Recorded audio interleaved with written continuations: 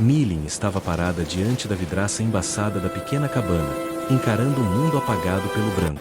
O inverno de Wyoming havia descido com uma fúria que parecia pessoal, engolindo a paisagem da mesma forma que o luto havia engolido sua vida. Fazia 8 meses desde que a febre levara Vei, seu marido, deixando-a sozinha em uma terra que mal tolerava sua existência, muito menos apoiava uma viúva com 4 filhos pequenos. 6 meses de seca haviam precedido a neve, matando a horta que Vei cuidara com tanto zelo. Agora, a neve terminava o que o sol havia começado. Millen afastou-se da janela, puxando o xale fino mais apertado ao redor do corpo contra o frio persistente. A cabana estava silenciosa, exceto pelo vento uivando pelas frestas entre os troncos. Sobre a mesa, 4 pratos de estanho estavam alinhados em fila: Junho, Dão, Ann e a pequena Leanne. Ela os havia colocado ali na noite anterior, um ritual desesperado para manter alguma ordem enquanto o mundo desmoronava. Ao lado do prato de Leanne repousava uma pequena boneca de madeira que Vei havia esculpido 2 invernos antes. Millen apoiou as palmas das mãos na madeira áspera da mesa e abaixou a cabeça. Ela havia falhado. Falhar em manter as colheitas vivas, falhar em manter a despensa cheia, falhar em ser mãe e pai em um território que havia apenas como uma estrangeira. As meias pendiam da lareira, murchas e vazias. As crianças as haviam pendurado com mãos trêmulas, os rostos magros demais, os olhos grandes demais. Ela não prometera nada, e ainda assim, elas esperavam. Acima dela, o assoalho do sótão rangeu. Pequenos pés atravessaram a madeira. Mamãe? A voz de Leanne desceu, suave e ainda sonolenta. É Natal? A garganta de Millen se apertou, os olhos ardendo de lágrimas. Ela segurou a borda da mesa até os nós dos dedos ficarem brancos. Sim, minha pequena, respondeu, a voz tremendo. É Natal. Mas não havia comida. O saco de arroz estava vazio. O peixe seco havia acabado. Restava apenas água quente e as últimas folhas de chá. Feliz Natal, disse a voz de Junho, mais velho, tentando soar corajoso pela irmã. Deixe a mamãe ter um momento. Mas Millen não precisava de um momento. Ela precisava de um milagre. Ela encarou os pratos vazios, perguntando-se como explicaria que o Papai Noel não visitava cabanas onde o fogo havia se reduzido a brasas. Do lado de fora, o vento gemia, um som lamentoso que gelava seus ossos. Ela deveria reforçar o fogo, mas a pilha de lenha estava assustadoramente baixa. Ouviu as crianças cochichando no sótão, perguntando se havia algo nas meias. Ouviu a mentira gentil de Junho tentando tranquilizá-las. Millen fechou os olhos e tentou lembrar as orações de seus ancestrais, ou mesmo as orações do Deus que os moradores locais adoravam, mas apenas o silêncio respondeu. Então, o som abafado de cascos esmagando a neve cortou o silêncio da manhã. A cabeça de Millen se ergueu bruscamente. Ninguém vinha até ali. Não desde a morte de Vei. Não desde que os moradores da cidade haviam parado de comprar seus serviços de lavanderia, cochichando pelas costas sobre a estrangeira na colina. Ela foi até a janela, limpando a condensação. Uma carroça avançava pelo caminho coberto de neve, puxada por um enorme cavalo de tração, a respiração formando nuvens no ar gelado. Uma única figura estava sentada no banco, encolhida dentro de um pesado casaco de pele de búfalo. Arthur Reis. Millen piscou, sem saber se a fome estava lhe causando alucinações. Arthur era um rancheiro que vivia a 5 milhas a leste. Um homem imenso, conhecido por seu silêncio e sua solidão. Os moradores o chamavam de ermitão, alguém que preferia a companhia do gado à das pessoas. Ele trocara talvez 20 palavras com Vei em todos os anos em que foram vizinhos.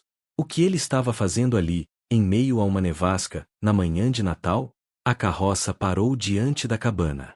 Arthur desceu, os movimentos rígidos por causa do frio. Ele não bateu. Apenas encarou a porta, sua presença imponente mesmo através da madeira. Bom dia, sua voz grave ressoou, abafada pelo vento. Abra.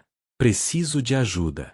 Millen abriu a porta devagar, saindo para a varanda, o vento gelado mordendo seu rosto. Senhor Reis, eu não entendo. Arthur já estava na traseira da carroça, puxando uma lona pesada coberta de neve. Não precisa entender. Só preciso que me ajude a levar isso para dentro antes que congele de vez. Millen se aproximou, confusa e cautelosa. Então viu o que havia sob a lona, um lado defumado de carne bovina, sacos de batatas, um saco de farinha branca, maçãs secas, um pote de melaço, sal e um grande saco de arroz. No canto, havia um pequeno saco de papel com balas duras vermelhas. Sua visão embaçou. O mundo pareceu girar. Eu não posso pagar por isso, sussurrou, o sotaque carregado de medo. Não temos dinheiro, senhor Reis. Não tenho nada para lhe dar. Arthur colocou um pesado saco de batatas sobre o ombro e olhou para ela, os olhos azuis e atentos sob a aba do chapéu. Eu pedi pagamento. Depois acrescentou, de forma ríspida. Tive um bom ano. Estoque demais teria apodrecido. O seu orgulho é problema seu, senhora Shen. Mas deixar comida boa congelar enquanto crianças passam fome, isso é pura tolice. A porta da cabana rangeu atrás dela. As 4 crianças estavam ali. Junho segurava a mão de Leane. Dão e An se espremeram à frente, os olhos arregalados. Encaravam a carroça como se fosse um dragão das antigas histórias ganhando vida. É comida? Perguntou Leane, a voz pequena. Milling olhou para Arthur, aquele estranho gigante que atravessara uma nevasca para salvá-los. Por quê? Perguntou, a voz se partindo.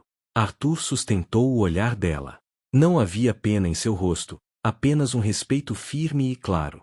Aceite ou não. Mas decida logo. Está frio. Milling respirou fundo.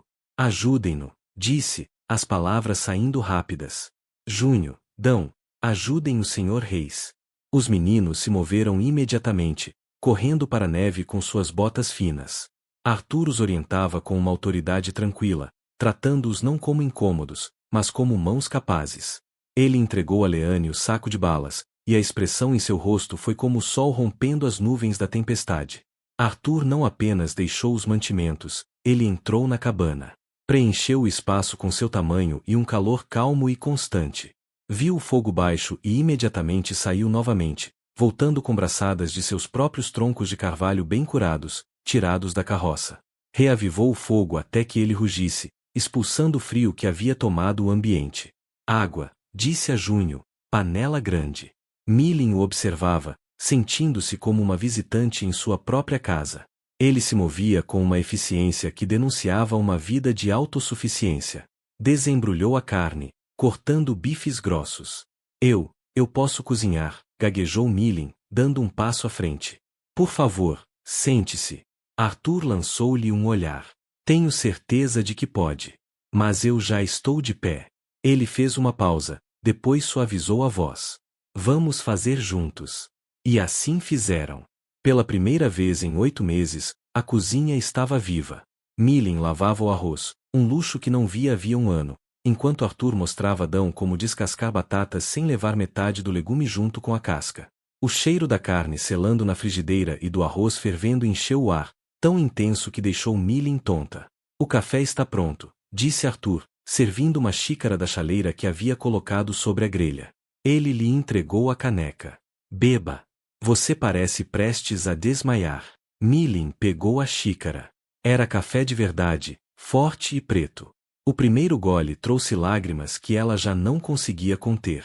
Sentou-se à mesa, e Leane subiu para seu colo, agarrando um pedaço de bala. Estamos fazendo uma festa, mamãe? Sim, meu tesouro, soluçou Milling, beijando a cabeça da filha. Estamos fazendo uma festa. A refeição foi um borrão de alegria. As crianças comeram com uma voracidade que partiu o coração de Milling, revelando quanto realmente estavam famintas. Arthur sentou-se à cabeceira da mesa, comendo em silêncio, observando-os. Falava pouco, mas ouvia muito. Ouviu Dão falar sobre o coelho que quase conseguiu pegar. Ouviu Junho explicar seus concertos. Tratou-os com uma dignidade solene que os fazia sentar mais eretos. Depois da refeição, a cabana estava quente e cheia de um cansaço confortável. O senhor vai ficar?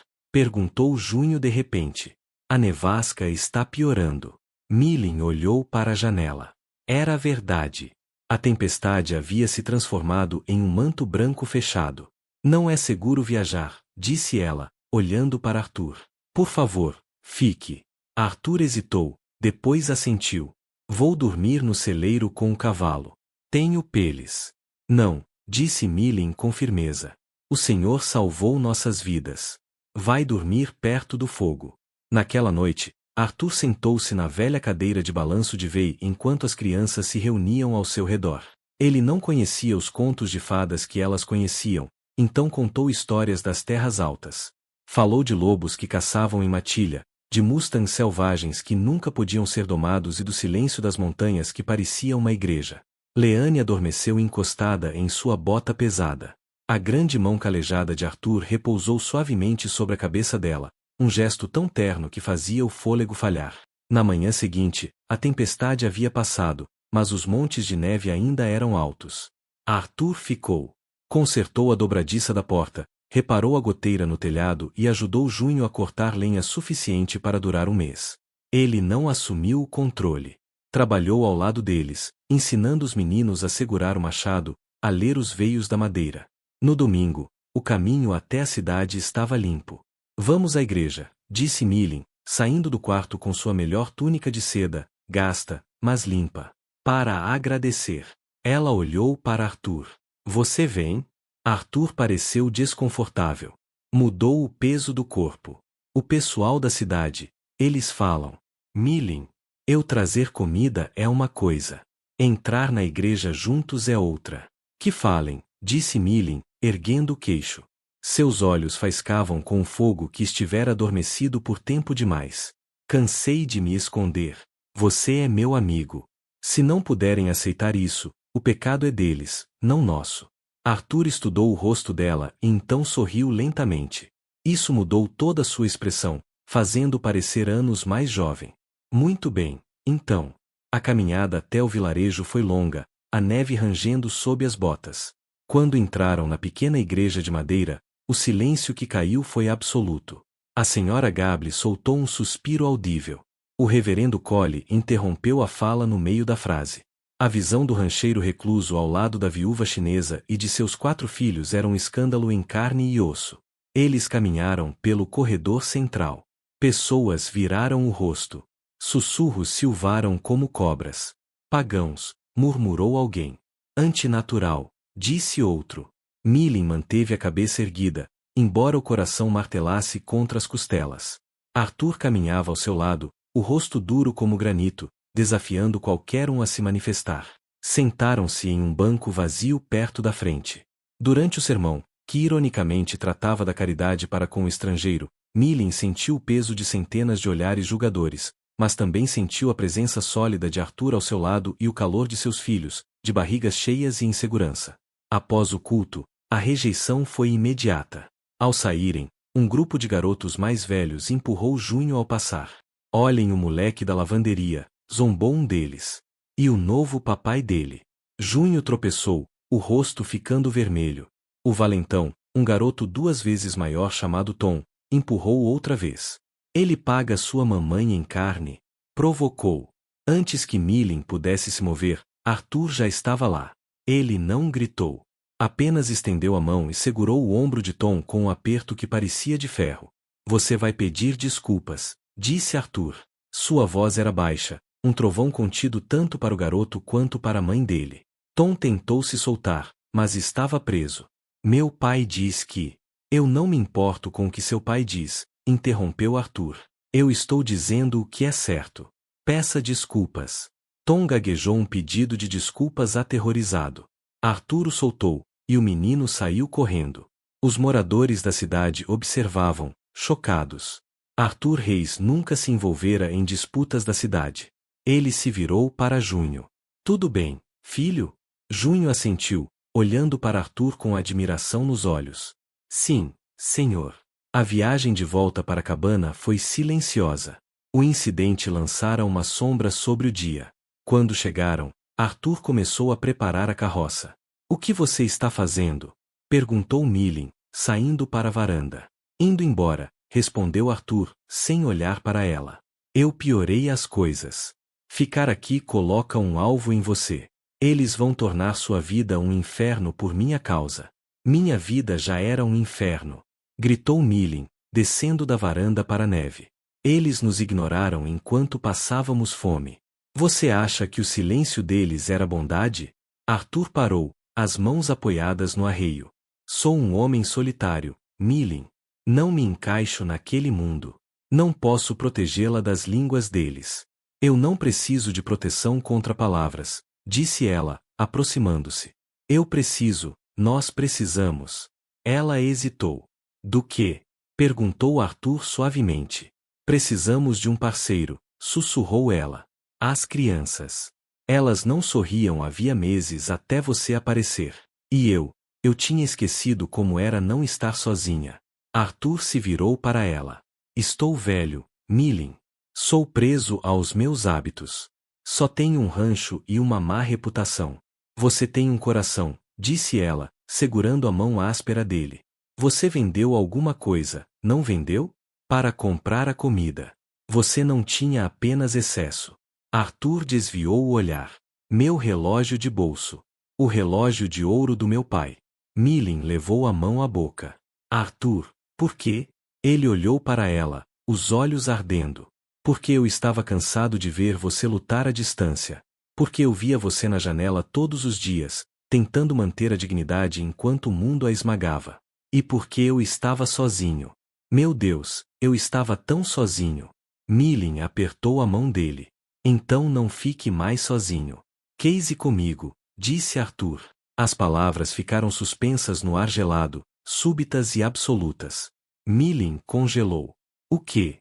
Case comigo, repetiu ele, a voz ganhando força. Não posso lhe oferecer uma vida refinada. Mas posso oferecer uma casa quente, comida na mesa e um homem que ficará entre você e qualquer um que tente machucá-la. Posso ser pai dessas crianças, se elas me aceitarem.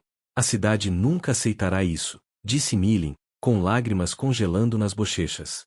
Então vamos criar nossa própria cidade, respondeu Arthur. Lá no rancho. Você, eu, as crianças. Isso basta. Milling olhou para aquele homem, rude, gentil, solitário. Pensou em ver e soube, com uma certeza profunda na alma, que ele gostaria que eles vivessem. Que fossem amados. Sim, sussurrou.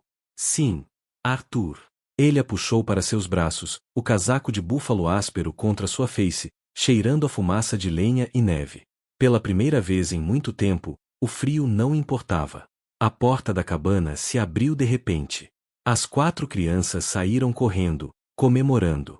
Elas tinham ouvido tudo. Ele vai ficar, gritou Dão. Leanne correu e abraçou a perna de Arthur. Papai Arthur, gritou, feliz. Arthur olhou para elas, os olhos marejados. Olhou para Milling, e um sorriso lento e verdadeiro se abriu em seu rosto. Disse com a voz embargada. Eu vou ficar. O reverendo Collie os casou 2 semanas depois, na sala da casa do rancho. Ninguém da cidade apareceu, exceto o ferreiro, que sempre fora gentil com Junho. Não importava. A casa estava quente.